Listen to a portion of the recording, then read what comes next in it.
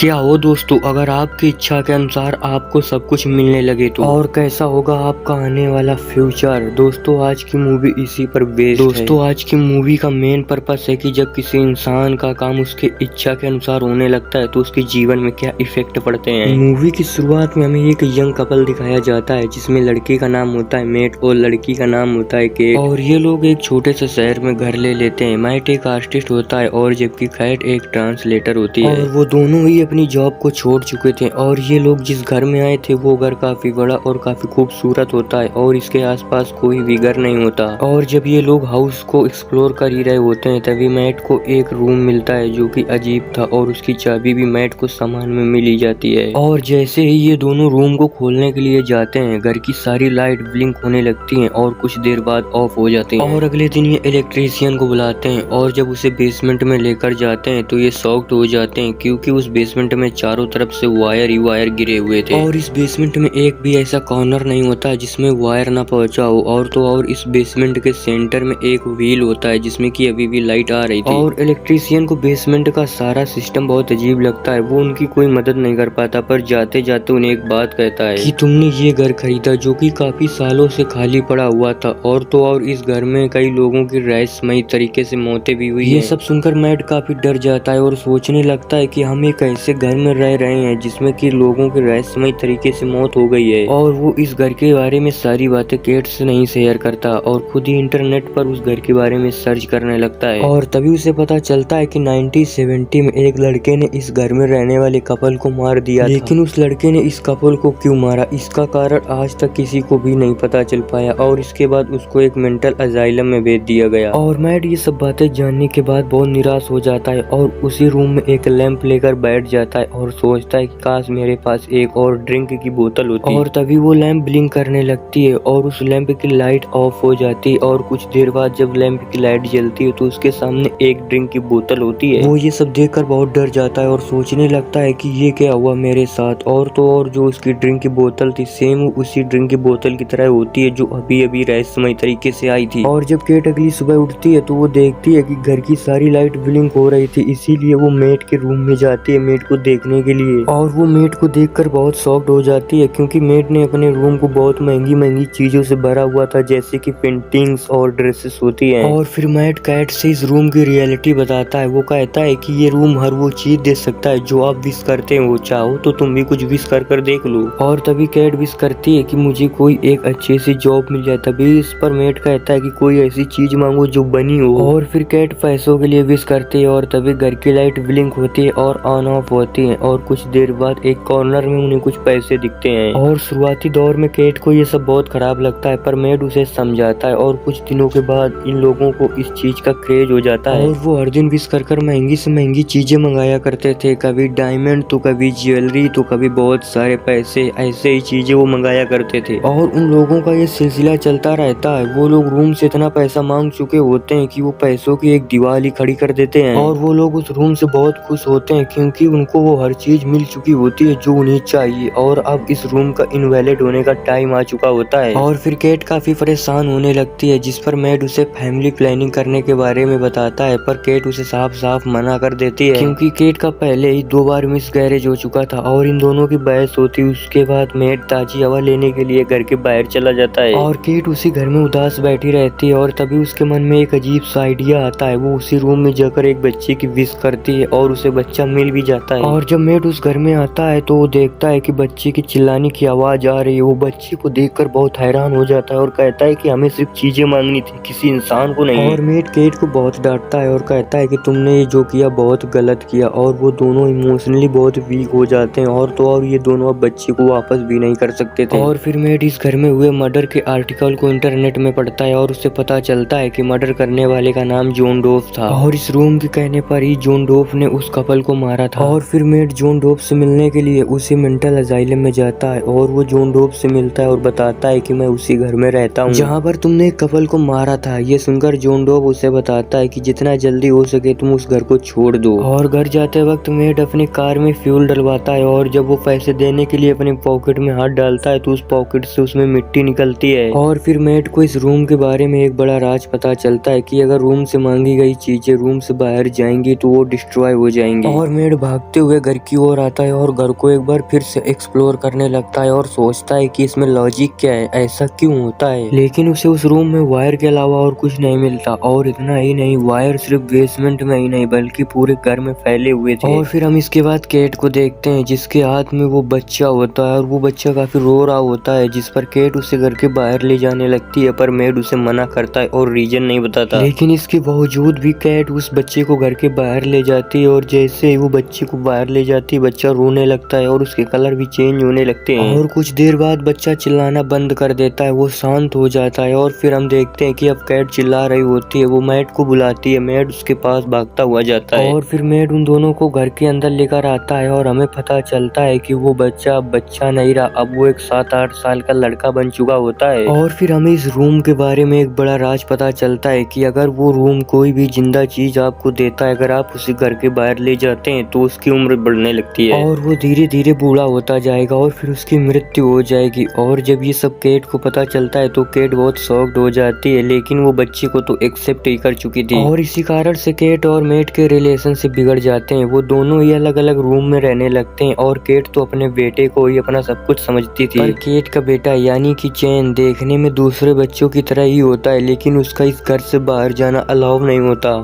और वो दोनों हमेशा चैन को ही लेकर लड़ा करते थे। और एक दिन इनके झगड़े के कारण चैन को नींद नहीं आती और वो रात में टॉर्च लेकर बेसमेंट में घूमने लगता है। धीरे धीरे उस बेसमेंट के वायर्स और व्हील में पहुंच जाता है और कुछ देर बाद उसके सामने सब कुछ एक्सप्लोर होने लगता है। और फिर वो उस रूम में भी जाता है और उसे पता चलता है कि वो इस दुनिया में कैसे आया, और उसे ये भी पता चलता है कि उसके पास बहुत सी पावर भी है। और फिर चैन अगले दिन अपनी मैजिक ट्रिक से उस रूम को एक बहुत बड़ा गार्डन बना देता है, उसमें ट्रीज होते हैं, आइस भी होती है और वो उस आइस का स्नोमैन बना देता है। और कैट भी उसके साथ होती है, कैट भी बहुत खुश होती है क्योंकि कैट उसे अपना बच्चा समझ रही थी। और वो उसकी परवरिश भी बहुत अच्छे तरीके से करती है, पर मेट को इन सब चीजों से बहुत नफरत हो चुकी होती है। और मेट को रियलाइज होता है कि उस बच्चे के पास काफी पावर है, वो कुछ भी कर सकता है और वो उनके लिए एक खतरे से कम नहीं है। और इसी दौरान मेट के पास मेंटल अजाइलम से कॉल आता है और जॉन डोप उसे बताता है कि उसने उस कपल का मर्डर क्यों किया। और जॉन डोप उसे बताता है कि मैंने उस कपल को इसलिए मारा था क्योंकि उस कपल ने उस रूम से एक बच्चे की विश की थी और वो बच्चा कोई और नहीं मैं ही था। और फिर जॉन डोप बताता है कि मैं कुछ सालों के बाद बड़ा हो गया और फिर मुझे दुनिया एक्सप्लोर करने का शौक चढ़ा और इसीलिए मुझे उस घर के बाहर जाना था और एक नॉर्मल इंसान की जिंदगी जीना चाहता था। और फिर रूम एक दिन मुझसे बताता है कि अगर तुमको बाहर जाना है तो तुमको उसको मारना होगा जो तुमको यहाँ पर लेकर आया। और यही कारण होता है कि जॉन डोप ने उस लेडी का मर्डर कर दिया था और साथ उसके हस्बैंड का भी। और यही कारण है कि आज मैं इस मेंटल अजाइलम में हूँ। और ये सब सारी बातें कैट दूसरे मोबाइल से सुन लेती है और ये सब बातें सुनकर वो बहुत परेशान हो जाती है और घर से गाड़ी लेकर बाहर निकल जाती और सोचने लगती है कि उसने कितनी बड़ी गलती कर दी। और उस नाइट कैट घर ही नहीं आती, वो गाड़ी ही ड्राइव करती है। और वहीं दूसरी तरफ चेन अपने डैड से मॉम के बारे में पूछ रहा होता है और तभी मेड को बहुत गुस्सा आता है और मेड उसे उसकी रियलिटी बताता है। वो बताता है कि हमने तुमको इस रूम से विश किया था, अगर तुम इस घर से बाहर जाओगे तो तुम 5 मिनट में बड़े होगे और बड़े होकर बूढ़े हो जाओगे और बूढ़े होकर तुम मर जाओगे। और फिर मेड उसे पकड़कर घसीटते हुए दरवाजे के पास लाता है, पर फिर मेड को एहसास होता है कि वो जो भी वो है तो वो एक बच्चा है। और फिर मेड इसके लिए उससे सॉरी भी मांगता है और मेड उसे एक स्टोरी सुनाता है और उसके बाद वो दोनों ही एक ही बिस्तर में ऐसे सोते हैं जैसे कि बाप बेटे। और जब केट रात को घर वापस लौटती है तो उन दोनों को एक ही बिस्तर में सोते हुए देखकर वो सोचती है कि आखिरकार मेड ने उस बच्चे को एक्सेप्ट ही कर लिया। और फिर मेड की आँख खुल जाती है और वो दोनों कमरे में अकेले होते हैं और तभी चैन दूसरे कमरे से अपनी मदर को देख रहा होता है और उसके दिल में अपनी मॉम के लिए एक अट्रैक्शन फील होता है और साथ ही उसे सारी रियलिटी भी पता चल जाती है। और जब वो घर वापस आता है तो 17-18 साल का लड़का बन चुका होता है। और फिर वो लड़का मेड को मारने की कोशिश करने लगता है, पर केट सामने आ जाती है और उसे चोट लग जाती है जिसके कारण केट बेहोश हो जाती है। और जब केट होश में आती है तो मेड उसे बताता है कि हम दोनों के बीच फाइट हुई थी जिसके कारण वो मर गया। और ये सुनकर केट काफी दुखी हो जाती है और सोचने लगती है कि कुछ दिनों के लिए हमें एक बच्चा मिला था, अब वो भी चला गया है। और केट मेड से कहती है कि अब मुझे इस घर में नहीं रहना है। और तभी मेड उससे कहता है कि सबसे बड़ी बात ये है कि हमारे पास पैसे नहीं है और दूसरी बात ये है कि हमें इस घर में सरवाइव करने के लिए हर चीज मिल सकती है। और मेड कहता है कि हमें ये जगह नहीं छोड़नी चाहिए। और तभी केट को एहसास होता है कि मेड का बिहेवियर बदलता जा रहा है, वो दिन प्रतिदिन बहुत अजीब होता जा रहा है। और देखते ही देखते मेड उसके साथ जबरदस्ती जबरदस्ती करने लगता है और फिर हमें पता चलता है कि वो मेड नहीं, वो चैन है जो कि अपनी पावर से एक मैन बन चुका है। और चैन अपनी पावर्स को अच्छी तरह से जानता था, इसीलिए वो मेड बना, क्योंकि कैट के लिए उसके दिल में अट्रैक्शन आ गया था। और फिर चैन उस रूम को कन्वर्ट करके अपने घर जैसा ही बना लेता है जैसा कि उनका घर था। और कैट जो कि बेहोश होता है, चैन उसे उठाकर अपने रूम में ले जाता है। और वहीं दूसरी तरफ मेड जो कि बेहोश होता है, उसकी आँख खुलती है, वो इन दोनों को ढूंढने लगता है और इसके बावजूद वो दोनों इसे वहाँ पर कहीं नहीं मिलते और वो रूम भी लॉक होता है। पर उसकी साथ वाली दीवार में मेड होल कर उस दीवार के अंदर जाता है और उस दीवार के अंदर उसे बहुत सारी वायर मिलती हैं। और मेड उस कमरे से वायर्स को हटाते हुए दीवार से बाहर आता है और बाहर अपने ही घर जैसा एक और घर देखता है। और तब मेड को समझ में आ जाता है कि ये सारा किया धरा चैन का है। और तभी कैट के सामने दो मेड आ जाते हैं, जिस पर कि कैट काफी कंफ्यूज हो जाती है कि असली मेड कौन है। पर तभी वो अचानक से चैन को आवाज देते है और चैन उसकी आवाज को रिस्पॉन्स करता है और तब उसे पता चल जाता है कि असली मेड कौन सा है। और तभी कैट मेड को लेकर वहाँ से भागने लगती है, लेकिन वहाँ पर सब कुछ चैन के ही पावर से हो रहा था। वो अपनी पावर से उस घर का सेटअप चेंज कर देता है और उन लोगों को भागने से रोकता है, लेकिन वो लोग उस घर से बड़ी मुश्किल से भागते हैं और चैन भी उनके पीछे ही आ रहा होता है। लेकिन जब तक चैन उनको पकड़ता तो वो अपने असली वाले घर में पहुंच चुके थे और उनके पीछे चैन भी असली घर में आ जाता है। तभी कैट दरवाजा बंद कर देती है और मेड चैन को लेकर बाहर निकल जाता है। और फिर उस लड़के की उम्र धीरे धीरे बढ़ने लगती है और वो वहीं पर मर जाता है। और इसके बाद ये दोनों ही उस घर को छोड़ देते हैं। इसी के साथ ये फिल्म, ये मूवी, ये कहानी यहीं पर समाप्त हो जाती है। दोस्तों, हमें इस मूवी से ये सीख मिलती है कि आपके जीवन में जरूरी ही नहीं कि वैसा ही हो जैसा आप चाहते हो, और अगर वैसा ही होने लगे कि जैसा आप सोचते हो तो आपके फ्यूचर में बहुत गलत इफेक्ट पड़ता है। और दोस्तों, इस मूवी में हमें ये भी बताया गया कि इंसान को संघर्ष करना चाहिए क्योंकि लालच बुरी बला है। अगर दोस्तों आपको हमारे वीडियो का एक्सप्लेनेशन अच्छा लगा हो तो यार वीडियो को लाइक कर देना और साथ ही हमारे चैनल को सब्सक्राइब करके बेल